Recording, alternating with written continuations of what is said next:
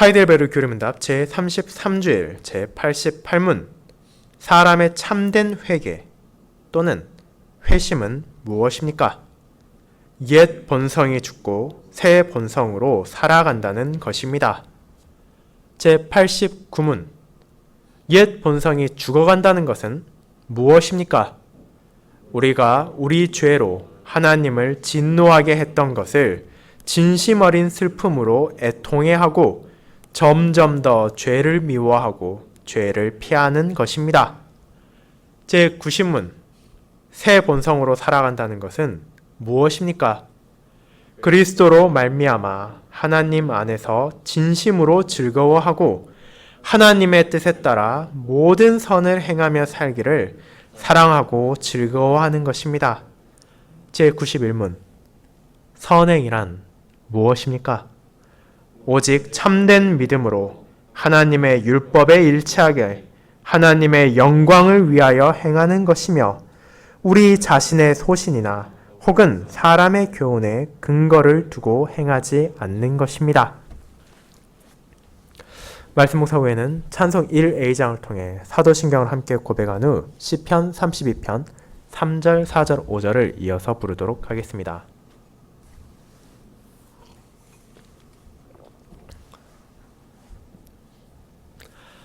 사랑하는 주 예수 그리스도 안에 있는 형제 자매님들, 우리는 종종 개가천선이라는 표현을 듣기도 하며 직접 상대를 향해 사용하기도 합니다.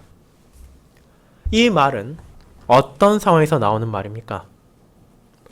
국어사전은 이를 지난날의 잘못이나 허물을 고쳐 올바르고 착하게 됨을 가리키는 명사로 정의하고 있습니다. 이처럼 개가천선을 한 사람을 만나거나 그런 사람에 대한 사연을 듣는 것은 반가운 일이며 기쁜 일입니다. 하지만 동시에 우리는 그와 정반대로 악하게 나아가는 사람에 대해서 또 적지 않게, 아니 어쩌면 더 많이 마주하기도 합니다. 과거에 죄를 지었던 사람이 더 큰 범죄를 저지르기도 하며 죄에 대한 처벌로 형무소에서 긴 시간의 수감을 마치고 나왔음에도 불구하고 갱생하기는커녕 아무런 반성 없이 다시 원래대로의 악한 삶으로 돌아가는 사람들이 너무도 많습니다. 그와 같은 상황이 이 세상 속에 많이 있기에 어떤 사람들은 사람이 진정 회개하고 돌이킬 수 있는 존재인가에 대한 의문을 품기도 합니다. 인간이 정말로 과거를 돌아보고 잘못을 반성하며 더 나은 삶을 살아가길 원한다면 분명 이 세상은 지금보다 더 나을 것이며 더 아름다워야 할 것이 마땅해 보이지만 우리는 개인이, 집단이, 국가가 과거에 했던 잘못을 다시 되풀이하고 또 반복함으로 발생하는 비극들을 마주하고 있습니다. 그리고 신자들 또한 이런 세상에 살아가며 진정한 회개, 참된 회심이 무엇인지에 대한 의문을 품기도 합니다. 도대체 어떻게 하는 것이 참된 회개이며 어떤 삶을 살아가는 것이 회심한 자의 삶을 나타내는 것입니까? 그것은 때로는 너무도 모호하게 느껴지기도 하며 우리에게 직접 와닿지 않는 추상적인 개념처럼 생각되기도 합니다. 그저 하루는 좀 더 나은 삶을 살고 또 다른 하루는 조금 덜 나은 삶을 살아가는 것이 끊임없이 반복되는 것이 그저 우리의 일생이 아닌가라는 생각에 이르기까지 할 수 있습니다. 하지만 교리문답은 분명하게 인간의 회심과 회개가 열매로 증거될 수 있다는 것을 알려줍니다. 그것은 우리의 삶을 통해 드러나야 하는 것이며 우리의 말과 행동을 통해 나타날 수 있는 것입니다. 그러나 이 회개까지도 우리의 능력에 기인한 것이 아니라 하나님의 은혜로 말미암아 주어진다는 것을 알게 하므로 신자가 겸손히 자신을 낮추며 그리스도를 바라보며 점점 더 죄에 대하여는 죽어가고 선에 대하여는 살아가도록 인도합니다. 그와 같은 신자의 회개 혹은 회심에 대한 하나님의 진리를 고백하게 하는 교리문답 제33주일을 참된 회개란 무엇인가 라는 제목으로 나누고자 합니다. 그리고 이를 옛 본성이 죽어나간다는 것이 무엇인지와 새 본성으로 살아가는 것이 어떤 것인지에 대해 두 부분으로 나누어서 살펴보도록 하겠습니다. 첫 번째, 옛 본성이 죽어가는 회개. 형제자매 여러분, 할제별 교리문답은 제3부 우리의 감사를 시작하며 신자인 여러분들에게 선행의 이유와 그 목적이 무엇인지를 알게 했습니다. 구원을 받은 자가 이 땅에서 왜 선행을 해야 하는지에 대한 의문을 가지고 그에 대한 잘못된 가르침이 교회와 신자들의 삶에 스며드는 것을 막기 위해 올레비아누스와 우르시누스는 신자와 선행이 어떤 관계를 가지고 있는 것인지를 알려준 것입니다. 신자가 자신의 죄와 비참을 깨닫고 하나님의 은혜로만 주어진 구원을 알게 된다는 것은 경이로운 일입니다. 자신이 결코 하나님의 공의를 충족시킬 수 없으며 지금 이 순간에도 하루하루 죄를 쌓아가므로 심판을 피할 수 없음에도 불구하고 여호와께서 약속하셨던 메시아, 하나님의 독생자이신 그리스도의 공로로 말미암아 이 모든 죄악에 대한 대가를 그분께서 온전히 치르시고 이제 그분의 영인 성령 하나님께서 우리 안에 거하사 신자를 거룩한 삶의 길로 인도하는 것은 참으로 은혜 중에 은혜라고밖에 말할 수 없는 것입니다. 그렇지만 그 은혜를 받은 자들 가운데 의구심을 품은 자가 생겼습니다. 그리스도의 순전한 공로로만 우리가 구원받는다면 대체 왜 우리가 아직도 선행을 해야 한다는 것입니다. 그 질문은 얼핏 합당해 보입니다. 그렇게 로마교는 신자들이 선행에 대한 동기를 잃지 않도록 하기 위하여 우리의 선행이 부족하지만 그럼에도 여전히 구원에 기여한다고 주장했으며 그와 다른 한편의 극단의 선자들은 구원받은 자들은 더 이상 선행을 할 필요가 없다고까지 말하기도 합니다. 하지만 교리문답은 그런 두 생각이 모두 잘못되었음을 알려줍니다. 우리의 구원만이 아니라 우리가 이 땅에서 맺는 감사의 열매, 선행까지도 우리 자신이 아니라 그리스도께 매여 있습니다. 우리는 구원받기 위해 선행을 하는 것이 아니라 구원을 받은 자이기에 선행을 할 수 있게 된 것입니다. 이것은 얼핏 유사해 보일 수 있지만 정반대의 인과관계를 나타냅니다. 어떤 인간도 스스로의 능력으로는 그리고 자신의 의지만으로는 선행을 행할 수도 없을 뿐 아니라 선행을 하려고 하지도 않습니다. 아담과 하와의 부패와 타락 이후로 죄 가운데 태어난 모든 인간은 그와 같은 악한 본성을 가지고 있으며 그에 따라 자신의 욕망에 따라 살아가려 하지 하나님과 이웃을 향한 선행을 하려 하지 않습니다. 그런데 신자는 부족하지만 선행을 갈망하기 시작하며 심지어 그 선행의 한 발자국 한 발자국을 계속해서 내디딜 수 있습니다. 그것은 바로 우리 자신의 능력이 아니라 우리 안에 거하시는 그리스도의 영이신 성령 하나님의 역사였습니다. 우리가 세례를 통해 주어진 약속을 살펴볼 때 알게 된 것처럼 그리스도의 피와 그리스도의 영으로 씻음 받는다는 것은 과거의 죄로부터의 용서만을 말하는 것이 아닙니다. 그분께서는 단번에 온전한 희생제사로 우리의 과거와 현재, 미래의 모든 죄에 대한 대가를 치르셨을 뿐 아니라 자신의 영이신 성령 하나님을 통해 우리를 거듭나게 하셨습니다. 이 거듭나는 옛 본성이 아니라 새로운 본성으로 그리스도의 지체가 되도록 거룩하게 되어가는 것이며 하나님의 가르침에 따라 흠없는 생활로 향하게 나아가는 것입니다. 그렇게 우리가 이 땅에서 증거하며 우리가 이 땅에서 나타내는 선행은 그리스도께서 자신의 백성을 구속하셨다는 것을 증거하는 가장 분명한 열매가 되는 것입니다.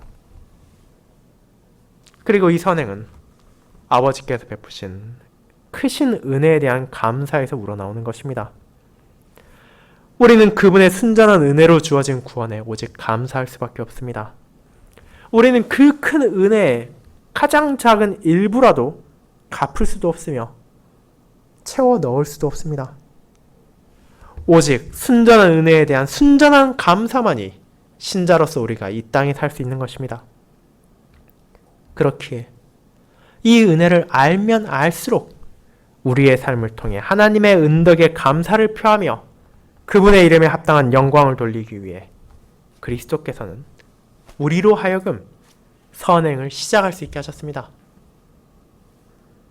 또한 이 감사에서 우러나오는 선행을 증거한다는 것은 우리로 하여금 믿음의 열매를 바라봄으로 복음의 약속 안에서 주어진 것들에 대한 확신을 가지게 할 뿐 아니라 이제 어두운 세상을 밝히 비추는 빛으로서 세상을 향해 그리스도를 나타냅니다. 성도는 자신의 죄악과 잘못으로 인해 이웃이 하나님을 모욕하고 교회를 비난할 수 없도록 하기 위하여 아버지의 뜻에 따라 선행을 하고 그분을 사랑함으로 우러나오는 이웃을 향한 사랑을 증거함으로써 세상이 진리의 빛을 우리의 선행 가운데 발견하고 그리스도께 나아와 함께 주님을 찬양하고 함께 그분께 영광을 돌리도록 최선을 다해야 합니다. 그와 같이 우리는 주님의 은혜로 말미암아 선행을 시작할 수 있게 되었으며 그리스도께서는 이와 같은 선행을 통해 하나님과 우리의 이웃을 향한 사랑을 증거할 수 있도록 인도하십니다. 그렇다면 이제 다음과 같은 질문이 따라오는 것도 자연스러울 것입니다. 감사하지 않고 회개하지 않는 사람도 구원받을 수 있습니까? 우리의 선행이 구원에 어떤 기여도 할 수 없다면 하나님의 복음의 약속을 듣고도 선행이 필요 없다고 생각하고 그리스도의 구속의 공로를 알면서도 자신과는 상관없는 일이라 느끼며 성령 하나님께서 인도하시는 길을 따르지 않으며 마음을 강팍하고 완악하게 하는 자들도 구원받는 것이 가능합니까? 결코 그렇지 않습니다. 선행은 구원에 아주 조금의 기여도 할 수 없지만 구원받은 자로서는 선행을 맺지 않을 수 없기 때문입니다. 그렇게 좋은 나무가 아름다운 열매를 통해 자신을 증거하고 나쁜 나무가 먹을 수 없는 열매를 통해 자신을 드러내는 것처럼 회개하지 않고 죄악 가운데 살면서도 자신은 구원받을 수 있을 것이라 생각하는 것은 그리스도의 구속에 감사하지도 않으며 하나님의 거룩한 말씀에서 나타나는 회개로의 부름을 거부하는 것일 뿐 아니라 성령님의 인도를 외면하는 어리석음이자 자기 자신을 교만하게 높이는 크나큰 죄악입니다. 그리고 이와 같은 제87문답이 오늘 우리가 읽은 제33주일로 이어집니다. 우리가 회개하지 않는 자는 구원을 받을 수 없다고 고백한다면 마땅히 알아야 할 것이 있습니다. 그것은 바로 회개 또는 회심이 정확히 무엇인지에 대한 것입니다. 일반적으로 회심이란 성령 하나님의 은혜로 말미암아 불신자가 진리를 깨닫고 믿음의 길로 인도받을 때 사용되는 표현이며 회개는 그보다 더 넓은 의미로 회심을 포함하여 잘못을 돌이키고 바른 길로 나아갈 때 사용되는 용어입니다. 그러나 이 두 표현 모두 결국 하나의 핵심을 향해 나아갑니다. 그것은 바로 우리 안에 변화가 일어난다는 것입니다. 성령 하나님께서 일으키시는 이 변화는 신자들로 하여금 죄에서 떠나게 하는 것이며 하나님께로 나아가게 하는 것입니다. 그것을 제88문답은 다음과 같이 설명합니다. 옛 본성이 죽고 새 본성으로 살아간다는 것입니다. 라고 말입니다. 그리고 이것이 도대체 신자에게서 무엇을 요구하며 어떤 삶을 증거하도록 하는지에 대해 제89문답과 제90문답이 이어서 알려줍니다. 먼저 옛 본성이란 무엇을 말합니까? 그것은 모든 아담의 자손들이 태어날 때부터 가지고 있던 본성이자 하나님을 미워하며 이웃들을 증오하는 행동을 향하도록 하는 나침판과 같은 것입니다. 이것은 사람으로 하여금 부패한 욕망과 육체의 정욕, 그리고 마귀의 뜻에 따라 살아가도록 인도합니다.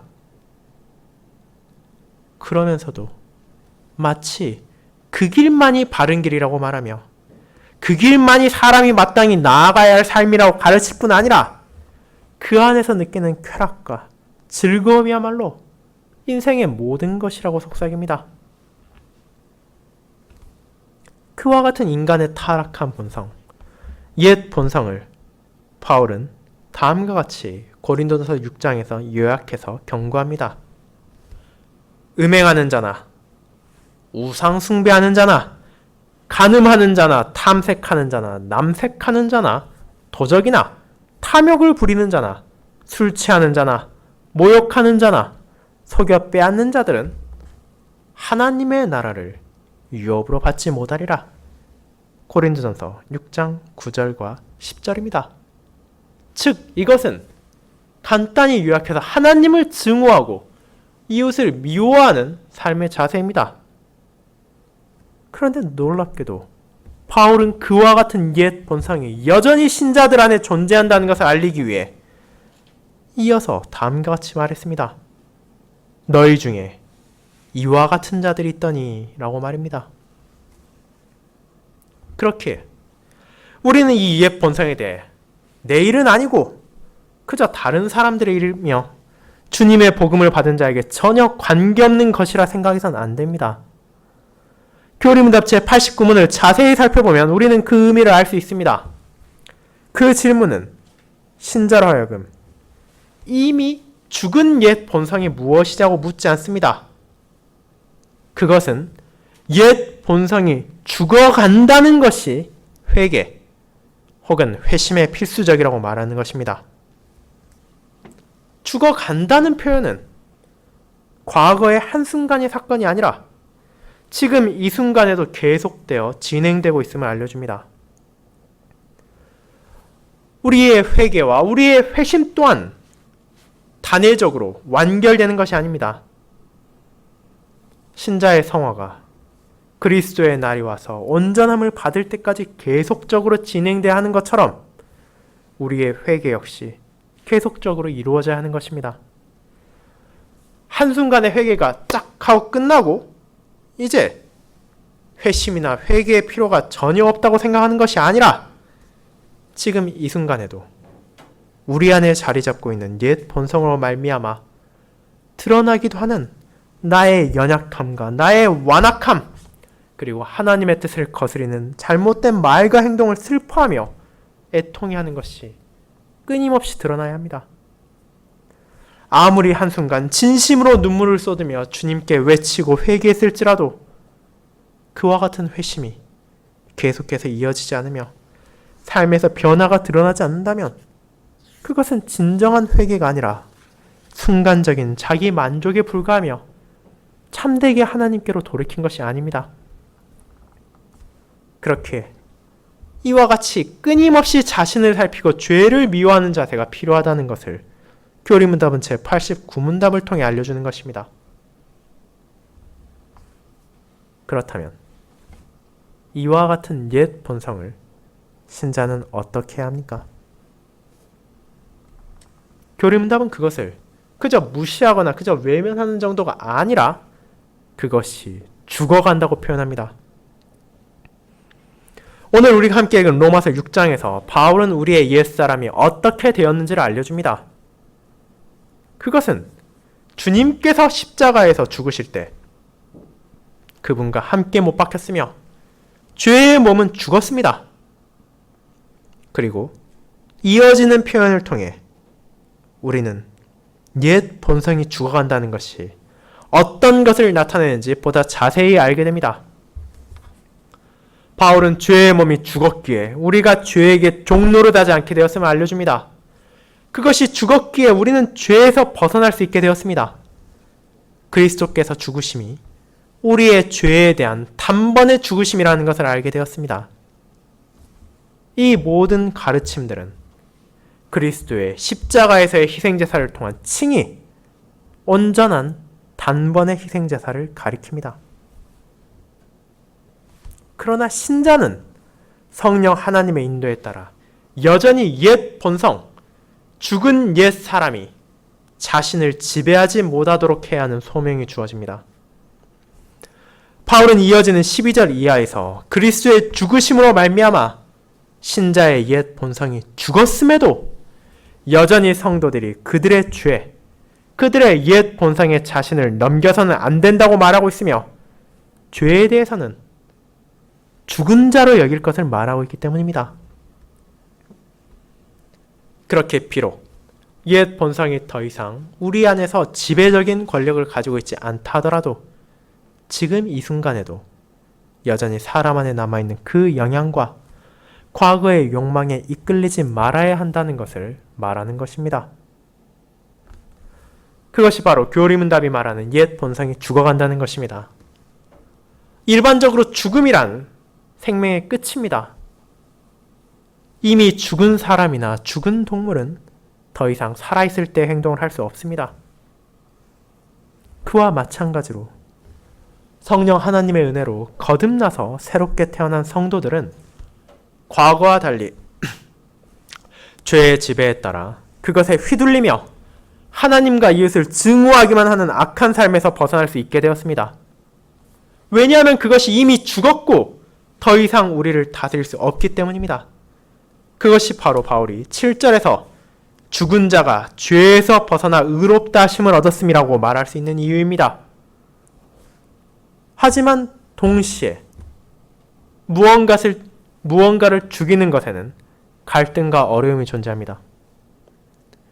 우리가 비록 필요에 의해 소나 돼지, 생선이나 닭과 같은 생물을 죽인다 하더라도 그것에는 어려움이 있으며 거리낌이 생기는 것처럼 우리 안에 뿌리 깊게 자리 잡았던 옛 본성이 죽어간다는 것은 우리에게 유혹을 줍니다.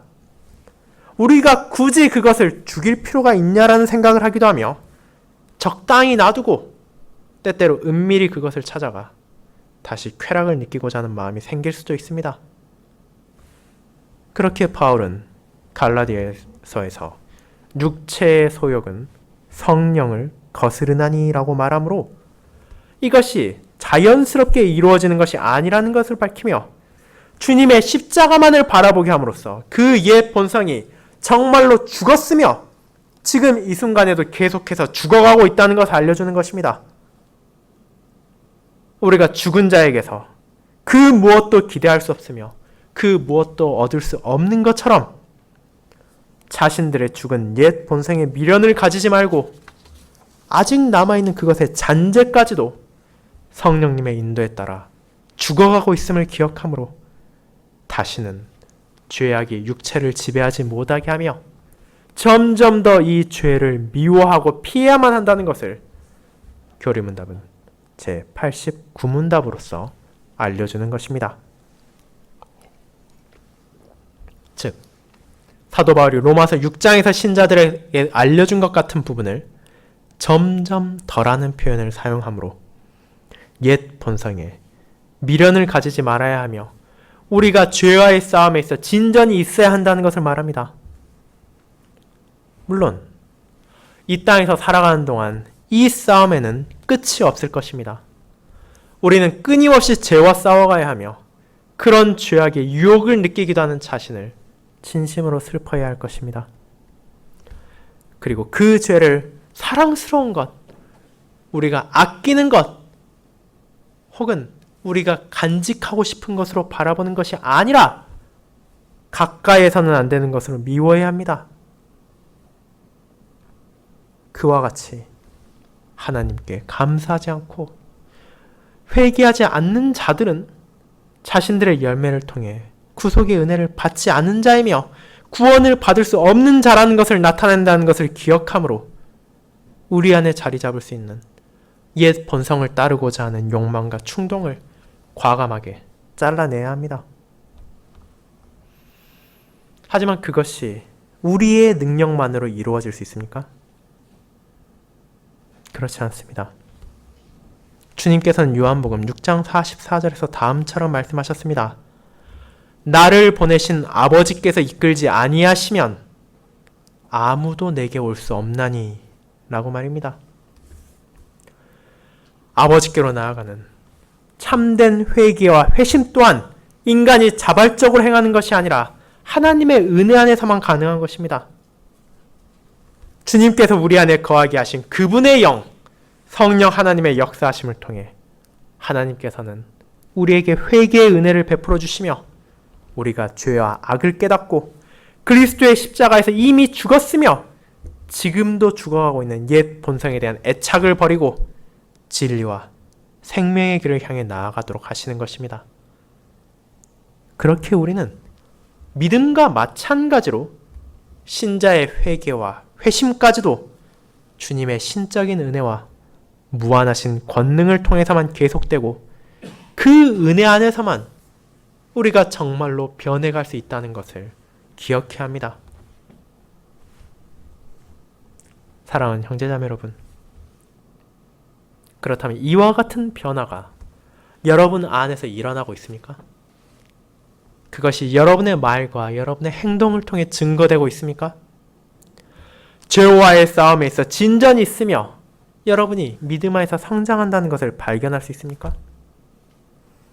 혹 여러분의 옛 본성의 미련을 가지고 그것이 가리키는 저열한 쾌락과 세상적 기쁨 안에서 만족과 행복을 찾으려고 하진 않습니까? 타락한 세상 가운데 살아가는 불완전한 우리로서는 분명 과거로 돌아가고자 하는 충동을 마주하기도 하며 하나님의 뜻에 따르는 대신 이 세상에서 죄 가운데 편안함을 누리자는 유혹에 흔들리기도 합니다. 죄를 짓고 그저 하나님께 나아가는 것을 포기하는 것이 더 편한 게 아닐까라는 생각이 들 때가 생길지도 모릅니다. 분명 우리 중 그 누구도 이 생에서는 죄와의 싸움을 온전하게 마칠 수가 없으며 우리의 가장 신실하며 거룩한 순간까지도 영원한 승리가 아닌 순종의 작은 한 걸음을 내디딜 뿐입니다. 하지만 그럴 때에도 우리는 포기하지 않고 우리가 받은 은혜를 떠올릴 수 있습니다. 죄와의 싸움을 포기하고 그것에 굴복하는 대신 지금 이 순간에도 여러분을 바른 길로 인도하시는 성령 하나님의 역사하심을 기억하십시오. 우리의 옛사람은 이미 죽었으며 지금도 죽어가고 있기에 그 안에서 무언가를 기대하거나 그 안에서 무언가를 찾으려고 해서는 안 됩니다. 우리는 그리스도 안에서 새롭게 된 신자가 죄에 대하여는 죽은 자며 오직 주님 안에서 하나님께 대하여 살아있는 자로 여겨야 한다는 바울의 가르침을 기억해야 합니다. 그리고 그 안에만 진정한 생명과 참된 평강이 있음을 기억하며 죽고 무력해진 옛 본성이 아니라 주님을 의지하며 주님 안에서 소망을 가지며 성령님의 역사하심으로 베풀어진 새 본성 안에서 살아가야 할 것입니다. 두 번째, 새 본성으로 살아가는 회개입니다. 성도 여러분, 그와 같이 죽어가는 옛 본성을 따라 살아가지 않는다면 이제 우리는 어떤 삶을 살아가야 합니까? 이 땅에서 무엇을 말하고 어떻게 행동하며 어떻게 사는 것이 참된 회개와 회심을 나타냅니까? 우리가 새 본성으로 살아간다는 것은 무엇을 의미합니까? 새 본성, 새 사람으로 살아간다는 것은 주님 안에서 그분의 공로로 인하여 과거와는 다르게 변화된 삶을 산다는 것을 의미합니다. 교리문답은 참된 회개 혹은 회심을 한다는 것이 단순히 죄악된 본성, 죽어가는 옛 본성을 따르지 않고 죄를 피하는 것만으로 끝나는 것이 아니라 그것을 넘어 적극적으로 진리를 따라 선행을 하며 살아간다는 것임을 전합니다. 앞서 살핀 로마서 6장 12, 13절에서 바울은 이를 옛 본성에 따르는 것과 대조함으로 설명합니다. 죄가 육신을 지배하지 못하게 하며 몸의 서역에 순종하지 말고 자신의 지체를 불의의 무기로 죄에 내주지 않는 것이야말로 교리문답이 설명하는 옛 본성이 죽어가는 것이며 이제 이어지는 죄에서 벗어나 의롭다 하심을 받은 자로서 자신을 다시 살아난 자같이 하나님께 드리며 지체를 의의 무기로 하나님께 드리는 것이야말로 새 본성으로 살아가는 것입니다. 즉 하나님의 뜻에 따라 살아가며 그분께 합당한 영광을 돌리며 그분의 은혜를 받아 거듭난 자신을 바치는 것이 신자들에게 요구되는 새 본성으로 살아가는 것입니다. 하지만 죄와의 싸움, 죽어가는 옛 본성을 떠나 살아가는 것이 우리의 능력만으로 가능하지 않은 것처럼 새 본성으로 살아가는 것 또한 자연스럽게 되는 것은 아닙니다. 그리스도의 구속의 은혜를 알고 그 은혜를 베푸신 하나님 안에서 진심으로 즐거워하기 위해서는 하나님의 뜻을 알아야 할 필요가 있습니다. 말씀을 통해 계시하신 복음의 약속을 알지 못하고는 우리는 주님 안에서 누리는 이 참된 즐거움을 아는 것이 불가능하기 때문입니다. 그렇게 우리 안에서 회개를 일으키시고 새 본성으로 살아가게 하도록 하기 위하여 성령 하나님께서는 믿음을 일으킬 때 사용하시는 것과 동일한 수단을 사용하십니다. 바로 복음 설교와 성례를 사용하시는 것입니다. 복음 설교를 통해 신자는 하나님께서 자신들에게 베풀어 주신 은혜가 무엇인지를 알게 됩니다. 세상의 기준대로 살아가고 옛 본성에 따라 행하는 것이 아니라 하나님께서 원하시는 삶이 어떤 것인지를 알 수 있게 되었습니다. 매주일 선포되는 말씀으로 하나님께서는 우리에게 회개를 촉구하십니다. 거짓되고 잘못된 멸망을 향하는 길이 아니라 진리와 생명의 길 안에서 걸어갈 것을 요구하시는 것입니다. 이를 위하여 하늘 아버지의 거룩한 뜻이 무엇인지를 알려주실 뿐 아니라 그분의 백성이 감사를 표하는 합당한 방식과 그런 그들에게 약속된 영광까지 알려주십니다. 또한 그분께서는 성례를 통해 이 복음의 약속들을 다시금 확신하게 하심으로 주님의 구속을 받은 자로서 회개하고 회심하여 점점점 더 그리스도께 나아가는 삶을 살아가도록 우리를 인도하시는 것입니다. 그렇게 하나님께서는 자신의 말씀을 통해 그분의 백성들이 바른 가르침을 알게 하시며 그 복음의 약속 안에서 하나님을 사랑하게 하십니다. 하나님을 사랑하기에 그분 안에서 즐거워하고 하나님을 사랑하기에 그분의 뜻에 따르기를 원하게 됩니다. 즉, 새 본성으로 살아간다는 것은 육체의 소욕과 정욕을 사랑하던 과거를 버리고 이제 하나님을 사랑하며 그분께 감사함으로 그분의 뜻에 따라 살아가기만을 갈망한다는 것입니다. 그리고 이제 감사의 삶을 살아가는 이는 세상이나 주변의 시선과 기대에 따르는 대신 오직 아버지의 뜻에 따릅니다. 말씀을 통해 전해진 그분의 뜻, 무엇이 죄이고 무엇이 선인지를 알려주시는 유일하며 절대적인 기준이 주어졌음에 감사하며 구속한 언약 백성들에게 주어진 거룩한 율법에 따라 자신의 죄를 깨닫고 선행을 하며 살아가기를 원합니다.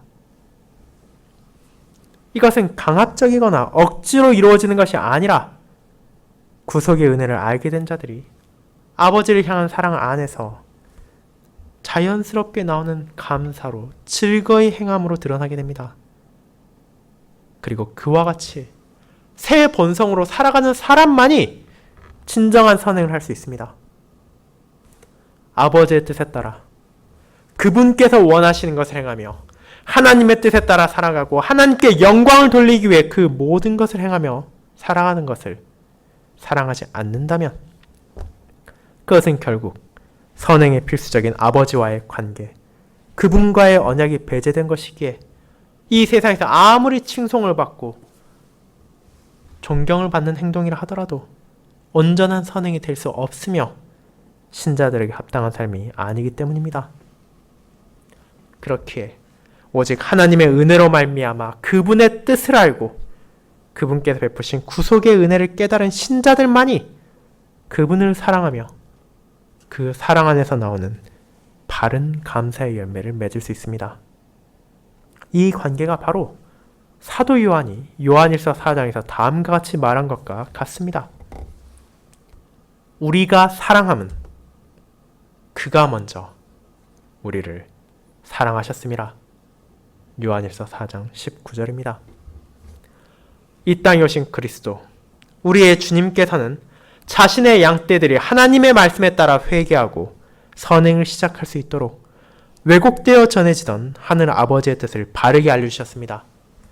십계명, 언약의 10가지 말씀이 하나님의 백성이 미워해야 할 죄만을 깨닫게 하는 것이 아니라 그들이 사랑하고 그들이 즐거워해야 하는 감사의 삶을 가리킨다는 것을 알게 하셨으며, 구원을 얻기 위한 선행이 아니라 거듭남의 은혜를 받은 자들이 사랑 안에서 선행을 자연스럽고 기쁘게 맺을 수 있도록 은혜를 베풀어 주신 것입니다.